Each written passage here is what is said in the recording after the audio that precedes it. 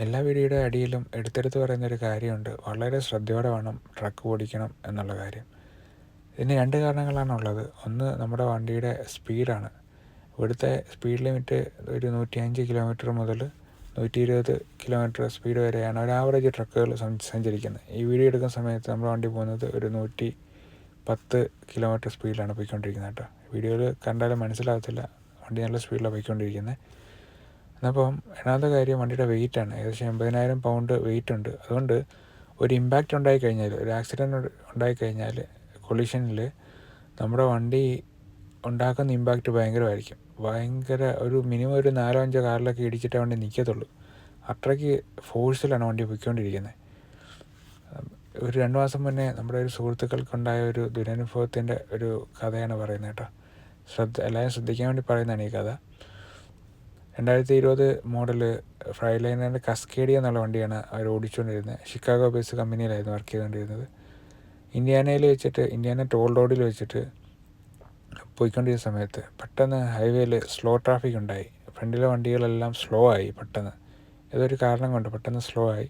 അപ്പോൾ നമ്മളെപ്പോഴും ഫ്രണ്ടിലെ വണ്ടികളുമായിട്ട് ഒരു 4-5 ട്രക്കിൻ്റെ ഒരു ഡിസ്റ്റൻസ് ഇട്ടേക്കുക. എപ്പോഴും വണ്ടി പിടിച്ചാൽ കിട്ടാൻ വേണ്ടി അത്രയും ഒരു ഡിസ്റ്റൻസ് ഇട്ടാൽ ഇങ്ങനെ സ്പീഡിൽ പോകുന്ന സമയത്ത് ഒരു 100 കിലോമീറ്റർ സ്പീഡിലൊക്കെ പോകുന്ന സമയത്ത് നമുക്ക് ഒരു മാക്സിമം ഡിസ്റ്റൻസ് ഇട്ട് ഓടിക്കുക. സോ ഇവർ പെട്ടെന്ന് സ്ലോ ട്രാഫിക് ഉണ്ടായ സമയത്ത് വണ്ടി ചവിട്ടിയിട്ട് കിട്ടിയില്ല.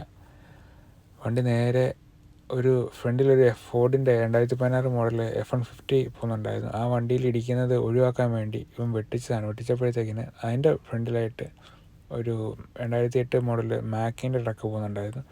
അതിൻ്റെ ട്രെയിലറിലേക്ക് ഇടിച്ച് കയറിയിട്ട് സംഭവിച്ചതെന്ന് വെച്ചാൽ അവൻ ഓടിച്ച വണ്ടിയുടെ ട്രക്കിൻ്റെ ട്രെയിലറിൻ്റെയും ആ മാക്കിൻ്റെ ട്രക്കിൻ്റെ ട്രെയിലറിൻ്റെ ഇടയ്ക്കായിപ്പോയി ഇവൻ്റെ ക്യാബിന്. അന്നപ്പോഴത്തേക്കിന് അത്രയ്ക്ക് പവർഫുള്ളായിട്ടാണ് ഇടിക്കുന്നത്. ഇടി ഒഴിവാക്കാൻ പറ്റിയില്ല, വണ്ടി ചവിട്ടിയിട്ട് കിട്ടിയില്ല. ഇവർ ടീമായിട്ടാണ് പോയത് കേട്ടോ, 2 പേര്. അപ്പം നമ്മുടെ പയ്യൻ അപ്പം തന്നെ നമ്മളോട് വിട പറഞ്ഞു പോകുന്ന ഒരു അനുഭവം ഉണ്ടായി. ആ സ്പോട്ടിൽ അവന് മരണപ്പെട്ടു.